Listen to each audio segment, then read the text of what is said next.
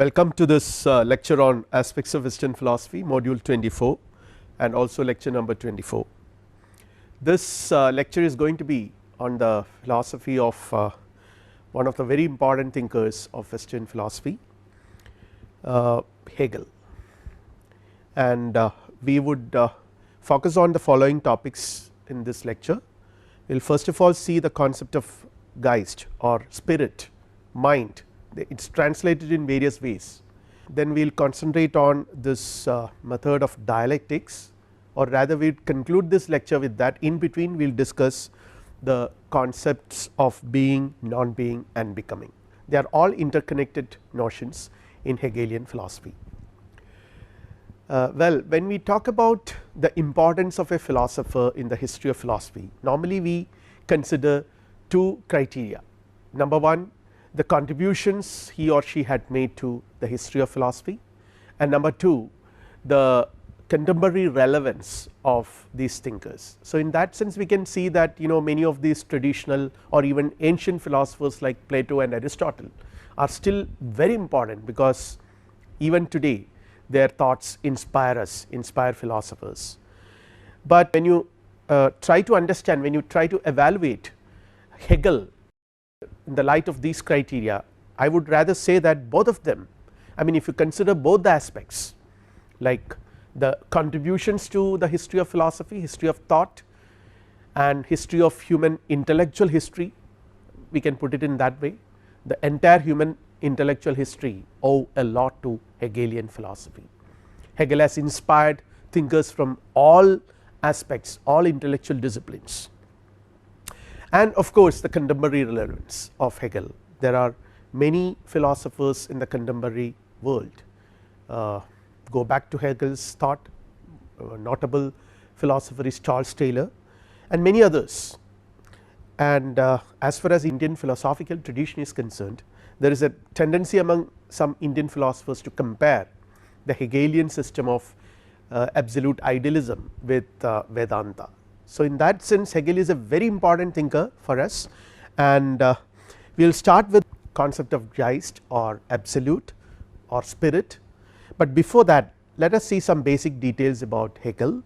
He was born on August 27th, 1770, and his association with Friedrich Hölderlin, a very important poet, German poet, and Schelling led him to read and spend more time on the critical philosophy of Immanuel Kant. So, this association with these two great thinkers played a very important role in Hegel's philosophy and in Hegel's intellectual development. Then he published his first major philosophical work, the Phenomenology of Spirit, in 1807. There are many other works he published during his lifetime. I am not going to mention about all of them, but the attempt is to understand how a philosopher, such a great thinker like Hegel, has actually started his philosophical career, and probably in the next lecture we will concentrate on this whole idea of phenomenology of spirit. When we talk about the philosophical sources of Hegel, the French rationalism of course is played a very important role, and then comes the British empirism. Like all thinkers of modern enlightenment philosophy or post enlightenment thought, Hegel was also influenced by the two great traditions of rationalism and empiricism, and also Kant's transcendental philosophy. Kant being a German, it was quite natural that Kant would have influenced Hegelian philosophy, Hegel's intellectual growth in a significant manner. But another very interesting influence on Hegelian philosophy is Romanticism, which is a little contentious, but at the same time we can see that Hegel's attempt to totalize everything or to develop a philosophy, a totalizing theoretical framework, owes a lot to romantic approach or Romanticism. And another important contribution probably or influence of Romanticism is visible in Hegel's attempt to spiritualize philosophy, which is little against the kind of prevailing systems or prevailing approaches to philosophy in the Enlightenment age, because Enlightenment always try to see nature as material, but we can see that Hegel was trying to spiritualize it.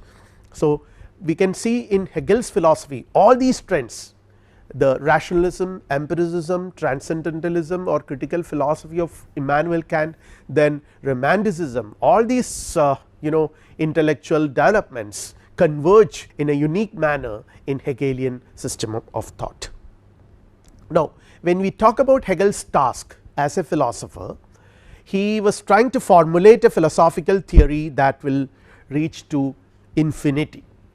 This is again a very interesting aspect, because when you talk about infinity, particularly in the backdrop of Enlightenment philosophy, the critical philosophy of Immanuel Kant, we have already examined in detail that when Kant discussed the Critique of Pure Reason, he drew a very clear line. He said that it is impossible to think this side of the line. You can be here, but never try to stretch it and try to apply the categories of human thinking or rational categories to your understanding of God or infinite reality or anything. So, in that sense, Enlightenment philosophy drew a very clear line between finite and infinity, something which is finite, something which human beings with their finite minds can understand, and there is an infinite reality which we can never probably comprehend. So, this line is something which Hegel was trying to cross. Then again formulated totalizing philosophy that comprehends all reality. When you talk about all reality, I mean it includes all aspects of reality, all phases of reality, not just one. For instance, for enlightenment, reality is constitutive of the material domain, rather ultimate real is something which is unknowable according to Kantian philosophy, and the phenomenal reality is something which is confined to the domains of percepts and concepts. So, it basically talks about scientific understanding, but for Hegel history is equally important like physics. So, in one sense we can say that Hegel is historicizing philosophy, or rather he is a historian of philosophy. He is definitely not the first historian of philosophy or first philosopher of history, but Hegel's contributions in this domain, this area is phenomenal.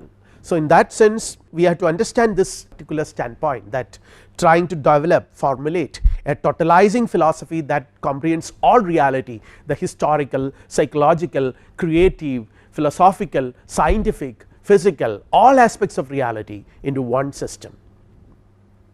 A philosophy that accounts for all human experience, the totalizing philosophy that incorporates all knowledge and wisdom present in science, history, religion, politics, art and literature are all synthesized in the unique manner in Hegelian system. So, in that sense there are some philosophers, some historians of philosophy would say that Hegel was the most perfect philosopher, because everything converges into Hegelian system, and the influence of romanticism is quite visible as far as this aspect is concerned. We will have a brief look at what romanticism is to understand, to appreciate Hegelian philosophy in a more comprehensive manner.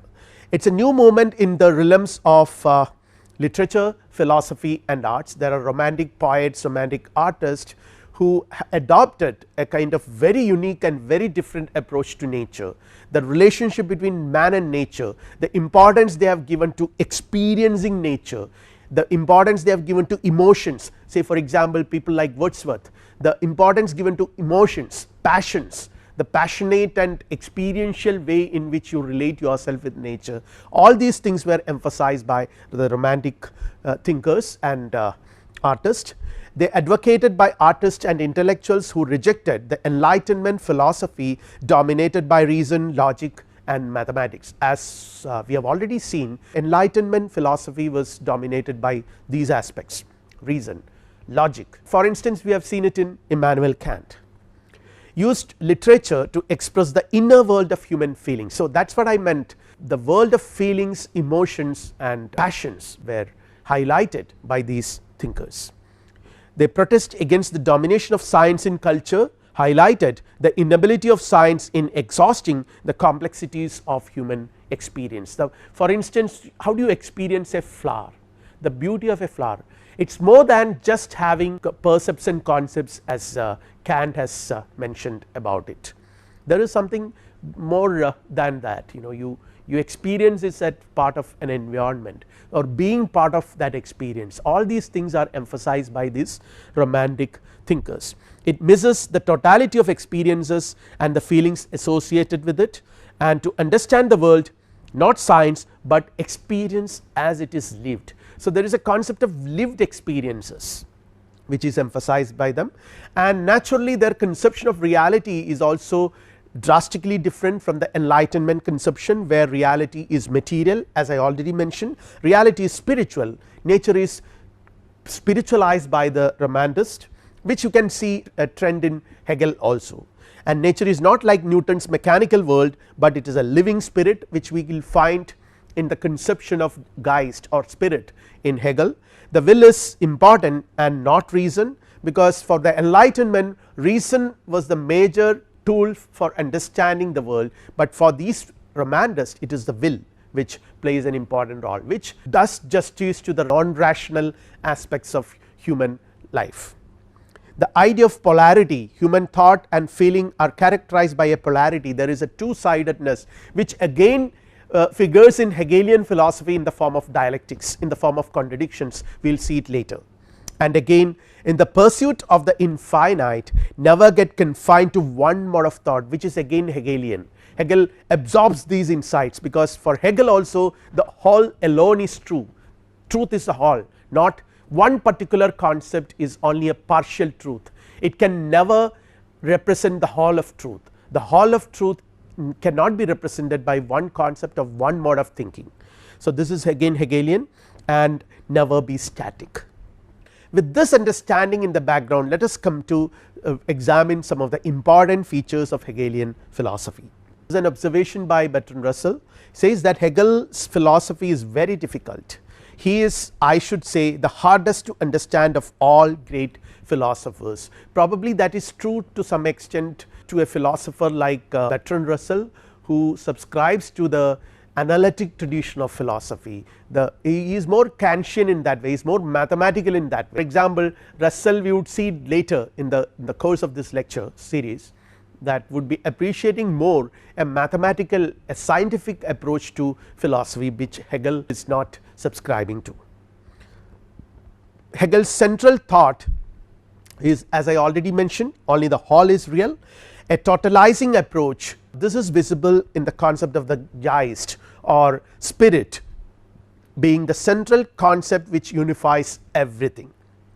So, Hegel was trying to formulate a concept which could successfully comprehend all aspects of reality and unifies everything that can be understood, and that concept is the concept of Geist or spirit.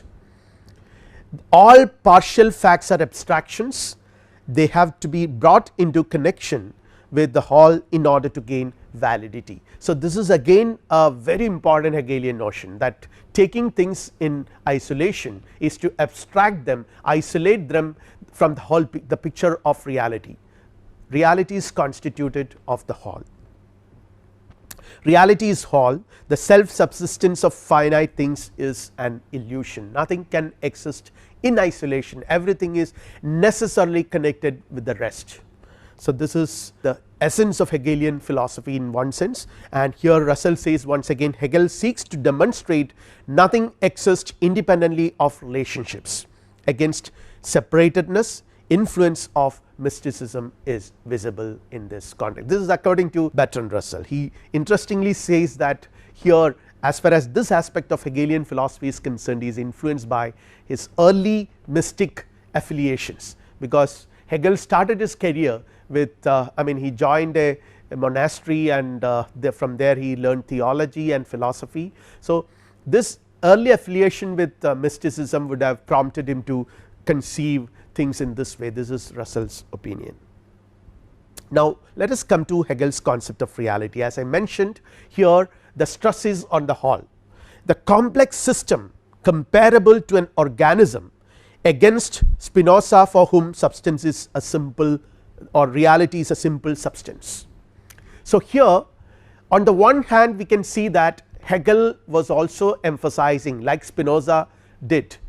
For Spinoza also there is only one substance, one reality, that is the substance, and for Hegel also there is a kind of, I mean, he too points to a notion of reality, a notion of absolute, spirit or mind, which is universal. But the difference is that here the reference is to a complex system which is comparable to an organism as far as Hegelian system is concerned. Separate things are not an illusion according to Hegel, each has a greater or lesser degree of reality, which is not the case with Spinoza and many others, those who are monist, but for Hegel the separate things, the individual things are not illusions. And again the reality of separate things consists in them being an aspect of the whole. So at the same time Hegel emphasizes on the importance of the whole. So the individual gains its meaning and its significance only in connection with its being a meaningful part of the whole. The whole is the absolute. So there are concepts, these are some of the concepts, very important concepts which Hegel introduces in his philosophy, the concept of absolute, absolute mind, spirit, Geist, and there are several terms which Hegel uses in this context. And again this reality for Hegel, again it is very interesting to note this difference, the difference between the conceptions of reality advocated by Hegel and how he has formulated it as opposed to the Enlightenment conception. In Enlightenment conception, for example, the Kantian view of reality, the phenomenal world is a world of cause and effect, though this is something which the mind attributes to the world, that is true, we are the lawgivers according to Kant, but at the same time it is governed by a cause effect relationship. The phenomenal world is governed by a cause effect relationship, which to some extent Hegel also accepts, but he makes a major deviation here. He says that it is governed by the principle of teleological causality. So here he is very close to Aristotle. Aristotle also has a conception of teleology, that everything has a purpose, a higher purpose to be realized, and there are two principles which are relevant in Aristotelian philosophy, potentiality and actuality. And in the process of change, according to Aristotle, every change is evolution. We have already seen it in one of our previous lectures. Since every change is an evolution, in the process of evolution what happens is that an object realizes, materializes its potentialities or actualizes the potentialities.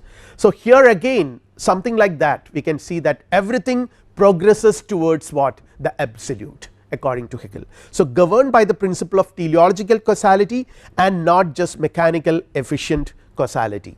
The meaning of each stage is realized in the whole, which is the rational.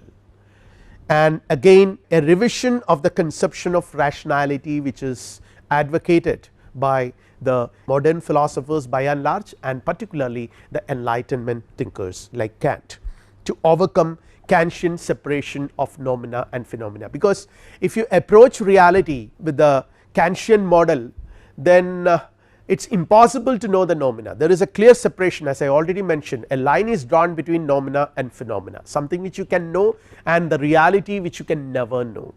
That is because Kant and the Enlightenment philosophers advocated a very peculiar conception of rationality by means of which reality is comprehended.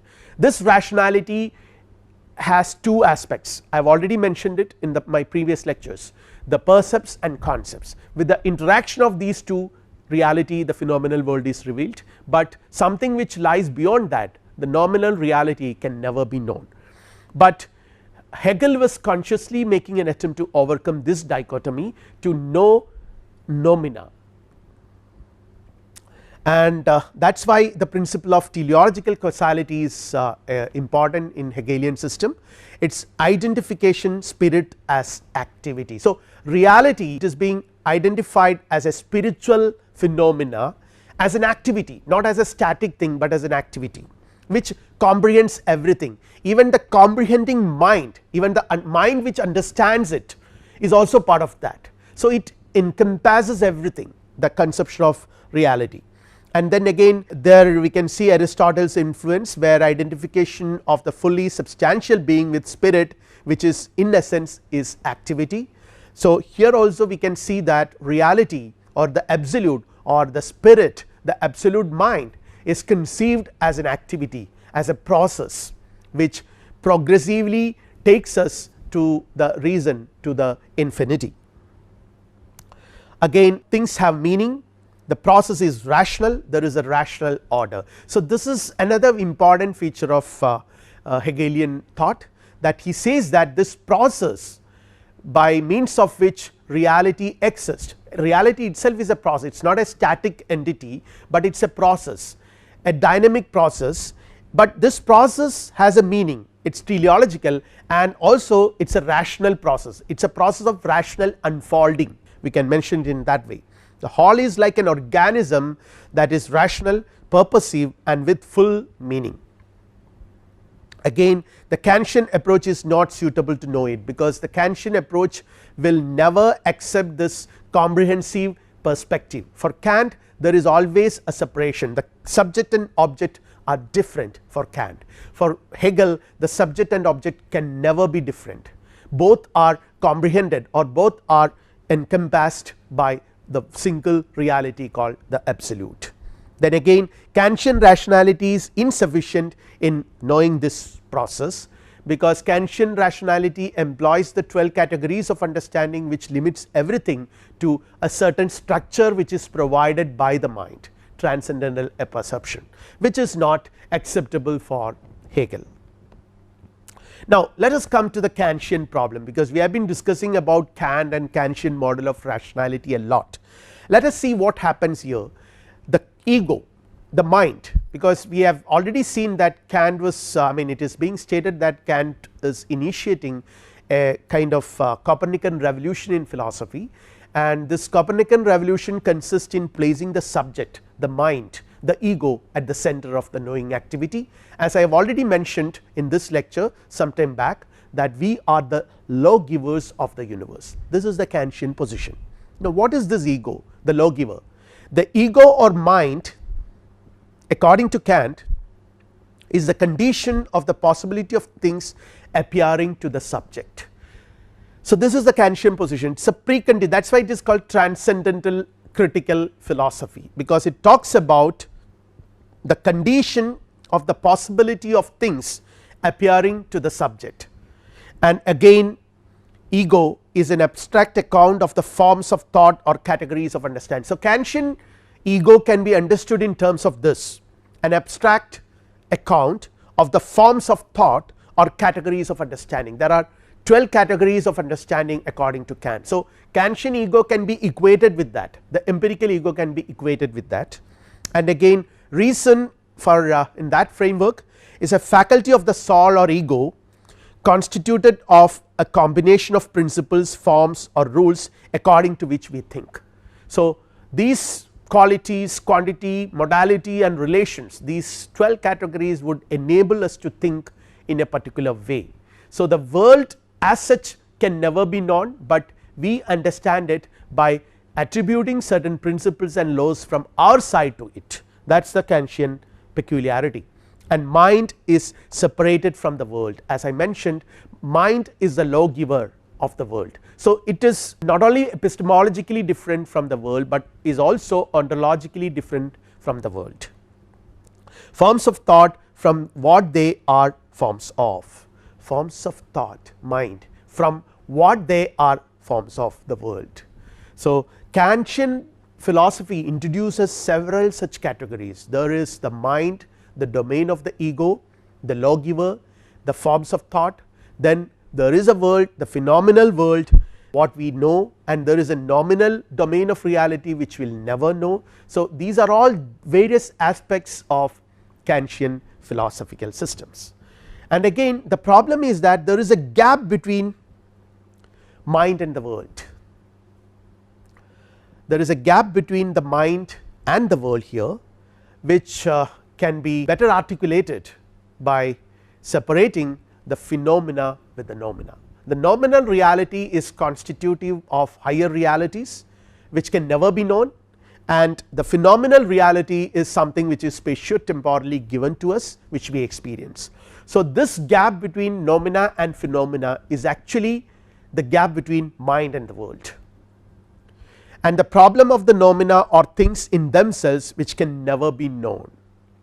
Things in themselves can never be known. Again, problem of antinomies, which we have already discussed. When we try to apply these categories of understanding to the nominal world or entities in the nominal world, reality as such, say for example, when we try to understand the soul about which we do not have percepts, but we try to categorize it without having percepts, we are ultimately bound to end up with antinomies, where you have certain contradictory statements which apparently both of them seem to be equally valid. And now Hegel's phenomenology of spirit attempts to give an alternate account of this relationship and show how that this gap can be overcome. So, this is what ultimately it tries to say, the phenomenology of the mind or phenomenology of spirit, which basically talks about the evolution of the human mind from through several stages to the ultimate stage where it reaches the absolute, or where it realizes in the absolute. So, this process we will examine in detail in the next lecture. So, it is here with this work Hegel tries to overcome the distinction between nominal and phenomenal realities. And when we talk about Kantian philosophy vis-a-vis Hegelian thought, Kant we had seen already that was influenced by the physical sciences, and thinking is confined to the scientific level. That is why he has this model of thinking which is constitutive of percepts and concepts. Then again, contradictions in thinking are inevitable at this level, because you are limited to the percepts and concepts, and when you are trying to apply this to a world which is apparently not limited or not confined to any of these constraints, then you are bound to end up in contradictions. Hegel on the other hand adopts the approach of a historian. This is what I mentioned earlier, that there is an approach of a historian, historical approach in philosophy, thinking as an activity of spirit or reason and not confined to the scientific level, and he rises above contradictions to their synthesis. So, that we will see in the later part of this lecture, the concept of synthesis, which is the culmination of dialectical process. Now, Hegel's view of reason, we can see that reason is the law according to which being is produced, constituted and unfolding. He has an extremely comprehensive concept of rationality or reason, where it is a law according to which being is produced. The entire reality is not different from reason. So, rational and real are one and the same. So, later on Hegel would proclaim real is rational and rational is real. It is constituted and unfolded in reason, and both subjective faculty and objective reality are constitutive of this reason. See, this is again a very important deviation from the Enlightenment conception. In the Enlightenment conception, we have seen that there is a subject and the object, they are different from each other, and they are constitutive of different realities, ontologically different, epistemologically different. But in Hegelian system, both the subjective and the objective faculties are constituted by reason. See, reason according to Hegel is a subjective faculty as the essence and norm of our thinking or our thought, the way in which we think, what our thinking itself is, and on the other side it is an objective reality as the essence and law of the evolution of things. We have seen this whole notion of categories of thinking when we have discussed Kantian philosophy, and Hegel also was interested in this idea of categories, the categories of human thinking. But the major difference is that for Hegel these categories of thinking are not just subjective elements of our thinking as Kant conceived it is. It is not just subjective elements, but these categories of thinking are according to him the categories of reason itself, and reason according to him, as I already mentioned, encompasses, comprehends everything, it involves everything. So, in that sense they are the basic law of the universe, of reality as such, are also modes of being of the things themselves. So, they are the categories of thinking are not only the subjective elements which we possess, but are also the modes of being. So, he is ontologizing them in one sense, we can say, not empty frames.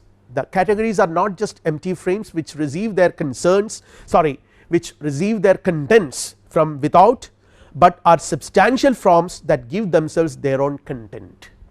See, for instance, in Kant, these categories are empty frames, and Kant himself says that percepts without concepts are blind and concepts without percepts are empty. So, these categories remain empty if they are not provided with percepts from without, but for Hegel they are not so.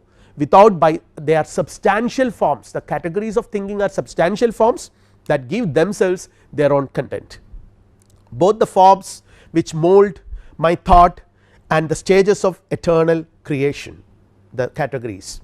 And here we can see that there are certain very clear objections raised against Kant's idea of pure concepts. In limiting the number of concepts, Kant has said that it is 12, and Hegel opposes this conception. In limiting them to the use of sensory experience, Kant would say that, sorry, Hegel would say that the categories of thinking should be employed in order to know the whole of reality. And then again, in limiting the knowledge gained by the categories to the status of appearance, the division Kant maintains between phenomena and noumena. Phenomenal reality is the only reality which we can know with the help of these categories, and according to Kant, these categories, these phenomenal reality, the phenomenal reality is a mere appearance, reality as such can never be known. So, in that sense Kant has confined, limited what we experience to the domain of mere appearances, and he opposes the deduction of categories in terms of empirical enumeration of pure categories. So, here again we can see categories of thinking, there is a distinction, are not separate from, but are intimately connected with each other even in Kant, and he attempted an a priori deduction of the categories, an empirical enumeration of pure concepts, which Hegel opposes. For Hegel, these categories of thinking are transformation of one and the same fundamental category, the idea of being, because for Hegelian philosophy, in the true sense of the term, there is only one reality which encompasses everything, that is the idea of being, and not just empirical enumerations, but a real deduction which Hegel aims at. And in order to deduce them in the real sense, Hegel wants us to just leave them, just allow them to unfold and observe what is happening. This point onwards we can try to understand what constitutes Hegel's method. Number 1, Hegel was trying to build upon Kant. He retains Kant's idea of the primacy concepts have over sense impressions. Concepts are important in Kant. For Hegel also, concepts retain their primacy over sense impressions, but in a very significantly different way. Again, to build upon the romantics, extend the use of rational concepts to understand the vast variety of experience and knowledge in psychology, religion, history, culture, literature and art. So, here we can see a merging of Kantianism with romanticism, the Kantian categories which are rational and the romantic approach of reality as a whole, to which incorporates all aspects of reality, psychology, religion, history, culture, literature and art, and again to construct a new theory of reality, a new metaphysics. So, in this context we can examine the metaphysical task of Hegel. It is to bring the vast reaches of the human spirit into unification in one theory. So, everything that human spirit endeavors to, or everything that the human spirit covers, encompasses, to bring them into one theory, to bring together the totality of concepts used in the vast stretches of all knowledge, all the arts and sciences, religion, political thought and history, which you have already seen the totalizing tendency in Hegelian philosophy. All these aspects of reality are brought under the concept of absolute spirit, the Geist, which is rational. So, in that sense the concept of Geist or spirit, or we can even translate it as mind, because the German word Geist means spirit, mind or soul, and for both spirit and mind Germans use the word Geist, and for Hegel it is both rational and rationally comprehensible.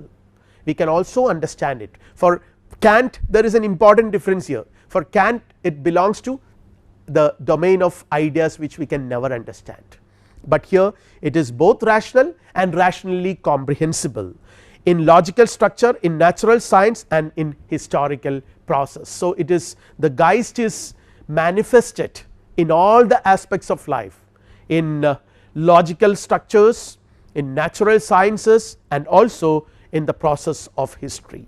The same spirit, the same Geist is manifested. To show that thought and the matter of thought are not separate. The separation was made by all epistemologists, subject and object, the epistemological traditions. Both rationalism and empiricism emphasize on this distinction, but Hegel was trying to sort of overcome this, to show that thought and the matter of thought are not separate. Forms of thought arise historically through the interaction of subject and object. So, again this interactive aspect is emphasized by Hegel, because he is approaching philosophy from the perspective of a historian. Reality as a whole, including nature, humanity, history, is shaped by and is a manifestation of Geist, mind or spirit. So, everything, every reality, every aspect of reality, every sphere of reality is nothing but a manifestation of Geist or spirit. It exhibits self consciousness or self articulation, and the manifestation of the self consciousness of Geist in psychology, history, religion, drama, art and philosophy. So, everything, every human endeavor, the manifestation of this spirit is visible according to Hegel, and in this context he proclaims that the real is rational and the rational is real. The absolute spirit or God is the ultimate reality. Reality is a complex totality of rational concepts constituting absolute spirit or God. Again the real is the rational and the rational is real. The totality of thought is absolute and infinite, unlike the finite minds of human beings. Geist is the objective mind. So, here he makes a distinction between the objective mind and the finite subjective minds of we human beings. Our minds are finite, which tries to understand the infinite mind, and this understanding is possible because our finite, the so called finite mind is nothing but a manifestation of that universal mind. We are now going to discuss that aspect in the next lecture when we discuss the phenomenology of spirit. But the point here to be noted is that reality is a complex totality of rational concepts constituting absolute spirit of or God. So, there is nothing else but only this rational structures. And here there is a very interesting quote from Alfred Weber's book. He says, I quote, according to Hegel, the common source of the ego and of nature does not transcend reality. So, in one sense he advocates a kind of immanence which is Aristotelian. It is immanent in it. Mind and nature are not aspects of the absolute or a kind of screen behind which an indifferent and lifeless God lies concealed, but its successive modes. The absolute is not immovable, but active. It is not the principle of nature and of mind, but is itself successively nature and mind. The succession, this process, this perpetual generation of things is the absolute itself. So, everything is included under the notion of absolute. So, let us discuss Hegel's absolute idealism in this context. Reality according to Hegel is rational, conceptual totality and an integrated and total structure of conceptual truths. So, it is the totality of the conceptual truth reveals itself in all areas of human experience and knowledge, which I have already mentioned. Any aspect of human life, you take any aspect, any sphere, any domain of human life, in all such aspects you can see the manifestation of this absolute. Reality is rational, the vast structure of rational concepts that include all areas, and again the real is rational, but not different from what is existent. Naturally there we can ask the question, all that exists in front of us, the events, historical events, the material things, how can you say that they are all rational? What he says is, what Hegel says is that when you say real is rational and rational is real, the real is rational but not different from what is existent. He only says that the rational is the existent object more deeply understood. The rational structures need to be understood, for that you have to really go to the depth. So a deeper understanding of reality reveals the rational structures of it. Again, the deeper understanding of the vast realms of physical and organic nature and of society, of history, of psychology, of everything reveals the rational structures. Rational concepts are not independent or transcendental apart from the concrete world, like Plato for example. For Plato the rational ideas are independent of it, but for him it is not so. So here you can see an aspect of Aristotelianism. Rational concepts constitute their rational core of the world of things. Reality is knowable, its rational structures are knowable. Since human reason and reality share the same rational structure, our finite mind can know the infinite reality. This is against the Kantian idea, the Kantian separation between noumena and phenomena. The absolute mind incorporates all differences. So in that sense the absolute mind is a unity in diversity, because it includes everything, even contradictions are part of it.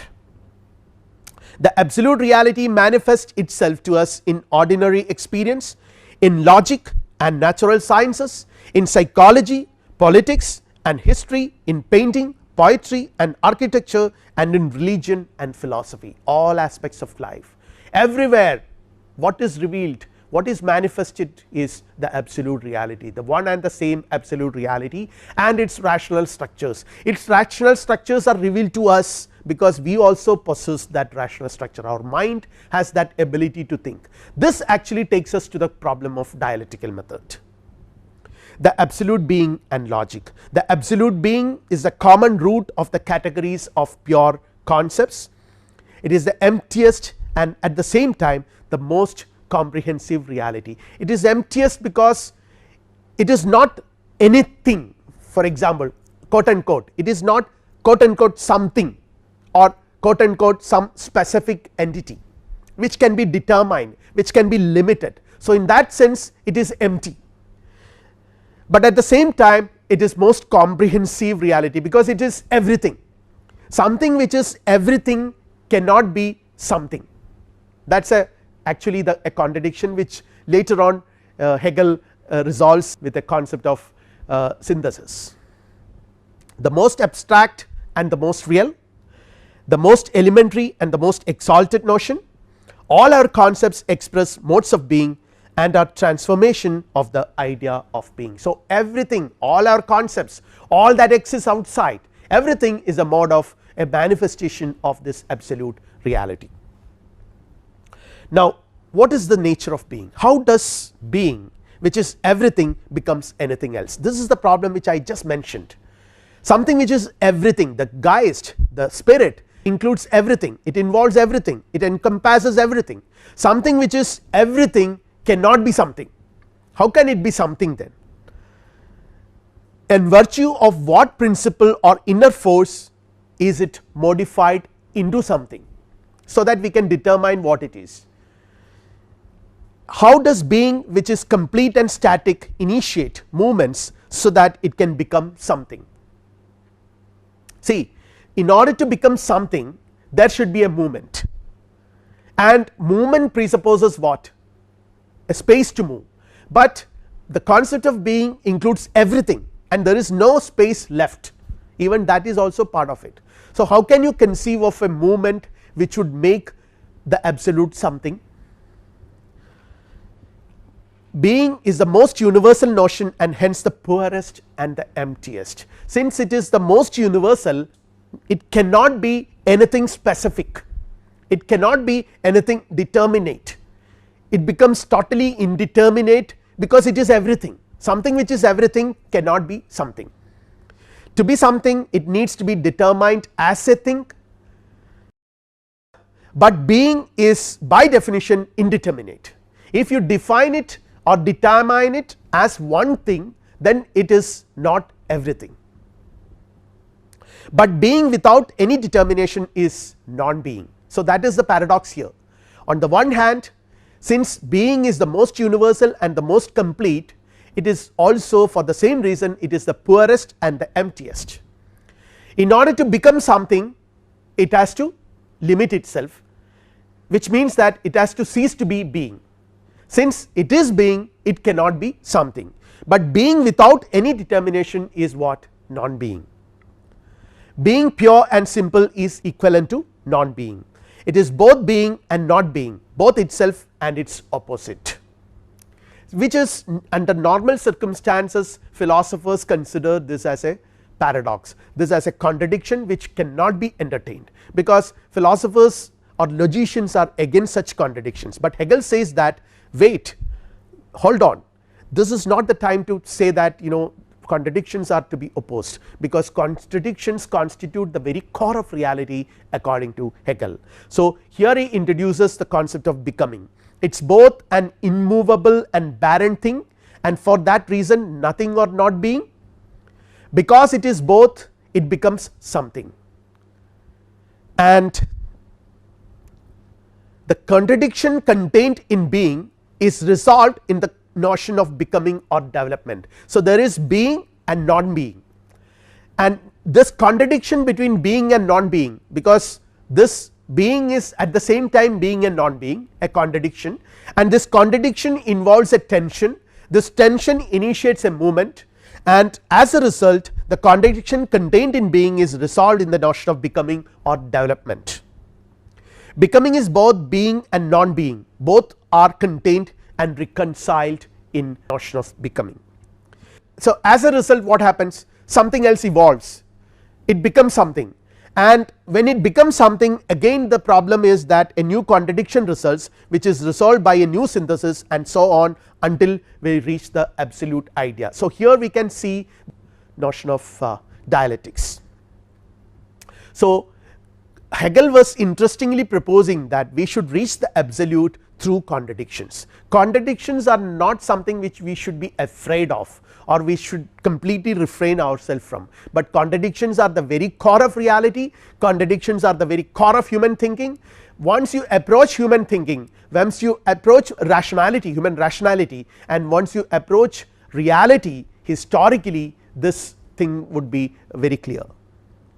Each contradiction is reconciled in a unity, a synthesis. This is what Hegel says, and this is contradicted further and then synthesized in another unity. Contradictions and unities go on disappearing and reappearing in the process of development until resolved in the final unity of the absolute idea. So, it is something like you have a contradiction between two opposing ideas, and as a result there is a third idea which is the result of a synthesis of these two opposing ideas, and this synthesis itself forms an idea, it asserts something and automatically generates its contradiction. So, the thesis then becomes, or the thesis automatically generates its antithesis. So, you have thesis and antithesis which would generate a synthesis, and once the synthesis is generated, the synthesis itself becomes a thesis, asserts itself as a position which generates its own antithesis owing to its limitations and finite nature.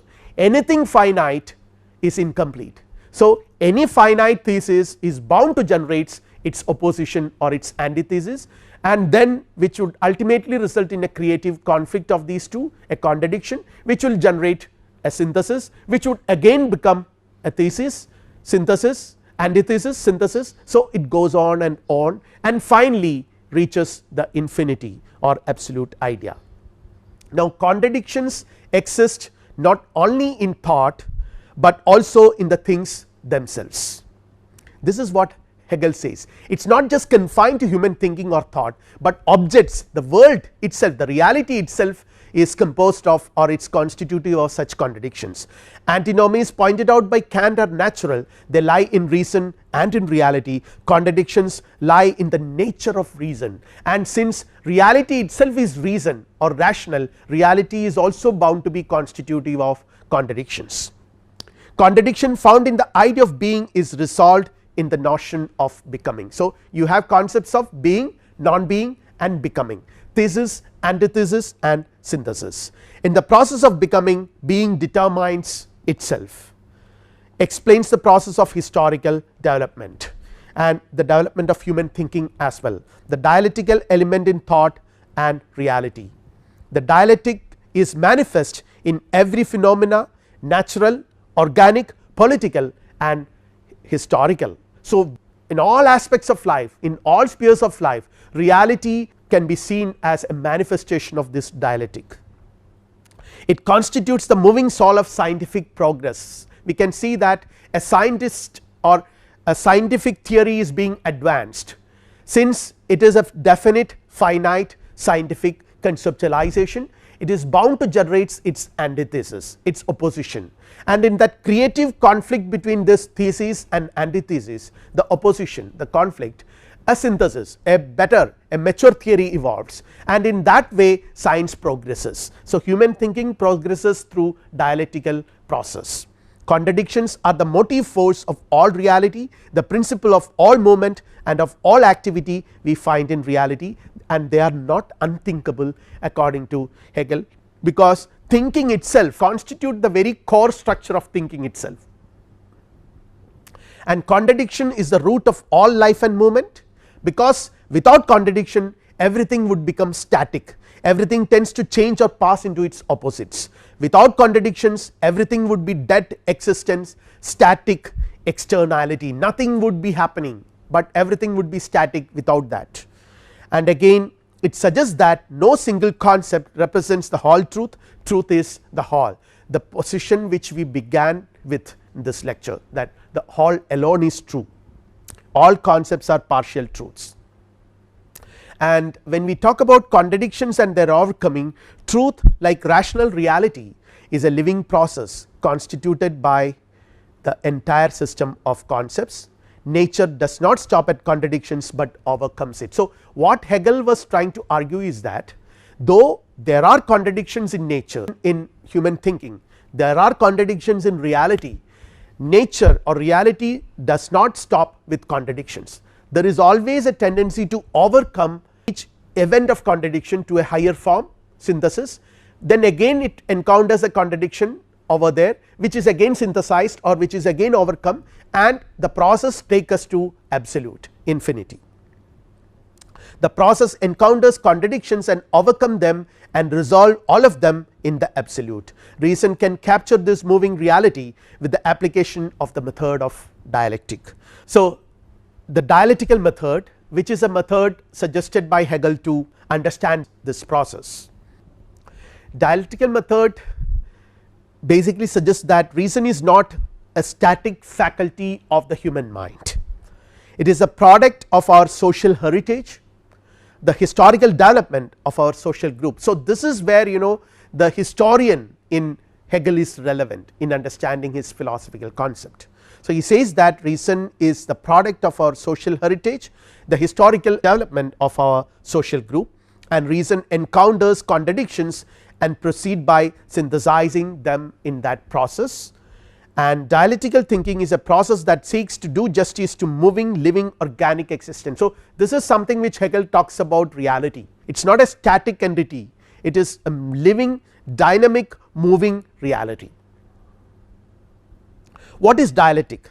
Dialectic is a very old philosophical concept which is present in ancient Greek tradition. The pre-Socratic thinkers themselves have discussed about it, or the element of dialectic is visible in their thinking as well. Say for example, when ancient Greek thought talked about the theory of 4 elements, earth, water, fire and air, where reality is composed of earth and air which are sort of contradictories, fire and water which are also in opposition, but these apparently contradicting or opposing elements, when they come together they constitute a reality. So, this conception of dialectic is present even in the thinking of the ancient Greek philosophers, and the history of dialectic Socrates plays a very important role, and also Plato, because Socrates uses dialectic, he employs it, the use of argument, in order to make the opponent contradict himself. We have already examined this in the process of Socratic dialogues. What happens is Socrates persistently raises certain questions, and in that process make his opponent contradict. So, the contradictions are exposed in that process. So, you make your own, or rather the concepts which you hold as true, to contradict themselves, and then realize that there is some problem in it, in the whole process of thinking. But Hegel's concept of dialectic is, it is different, it is rather richer than any of the other concepts, because he conceives it as a synthesis of opposites. Every concept we have has limitations, and hence will pass over into its opposite, a negation of itself. So, in one sense the contradictions according to Hegel, we have already seen, is the very principle, the very core of reality.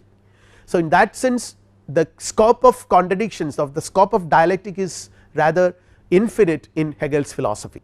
But when it comes to reason, he understands it in this way: every concept or every proposition which we assert has its limitations, and hence will pass over into its opposite, a negation of itself. It is a process which consists of 3 stages or moments: thesis, antithesis and synthesis, which I have already explained. The 3 moments of dialectic is the dialectical process move from a first stage by proposing a thesis. Say for example, the entire universe revolved around earth, which is a geocentric view of Ptolemy.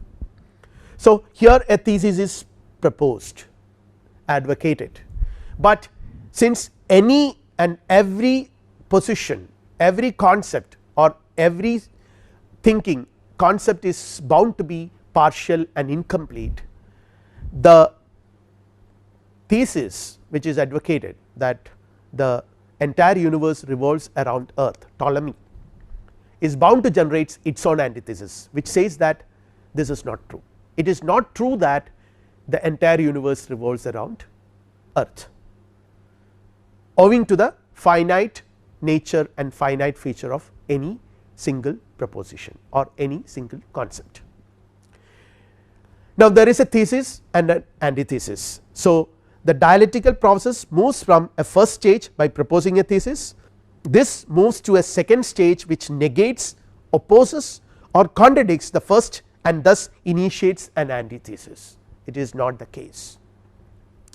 And now we have in the history of astronomy Copernicus, who proposes a heliocentric view, which is a much advanced view, a mature view than the geocentric view of Ptolemy. This opposition is overcome by a third stage in which the opposing stages are synthesized, the opposing stages of Ptolemy's view and not Ptolemy. Ptolemy and not Ptolemy is synthesized in Copernicus. So, in one sense we can say that Copernican view, the synthesis, presupposes both thesis and antithesis. Antithesis presupposes the thesis. So, all these things are interconnected in that way. So, if you concentrate or if you focus on only one of them, you seem to think that this is a contradiction, this needs to be avoided, but Hegel would say that this is possible because of that. So, there is an interconnectedness between these things. In synthesis, a new concept emerges as a higher truth which transcends the theses and the antithesis. So, the 3 functions of the synthesis: number 1, to cancel the conflict between thesis and antithesis, because between Ptolemy and not Ptolemy, the conflict between these two needs to be cancelled by Copernican view, which is much superior. To preserve or retain the element of truth within the thesis and antithesis, and then the third one is to transcend the opposition by sublimating the conflict into a higher truth. So, the higher truth is the Copernican truth, which asserts a heliocentric view. And let us conclude here our discussion on this. If you examine this process, we can see that this process of dialectic, of encountering contradictions and overcoming them, of having thesis, antithesis and synthesis involves the process of negation, preservation and elevation. So, what happens, a thesis that is initiated is negated. Example, Ptolemy's geocentric view is negated, it is not Ptolemy, we can put it in this way symbolically, Ptolemy and not Ptolemy. By the Ptolemy's view, by virtue of being a finite assertion, a partial assertion, generates its own antithesis, automatically generates its own antithesis. Now, the synthesis preserves both the thesis and antithesis. In Copernican view, Ptolemy is preserved in terms of being what made the former possible. Copernican view was possible, or rather Copernicus even conceived of such a problem because of Ptolemy and not Ptolemy, because of the thesis and the antithesis which was initially initiated. The synthesis was made possible because of the thesis and antithesis. So, in that sense it is not only negated, but also preserved. And then there is another stage, that synthesis also elevates as the new account is superior to both the thesis and the antithesis. So, in that sense the dialectical process involves these three stages: negation, preservation and elevation. We will discuss these aspects and some of the other details relating to these aspects and some of the other important dimensions of this dialectical method in the next lecture, where we will also be examining the concept of spirit, the phenomenology of spirit in a different way. So, we will wind up this lecture here. Thank you.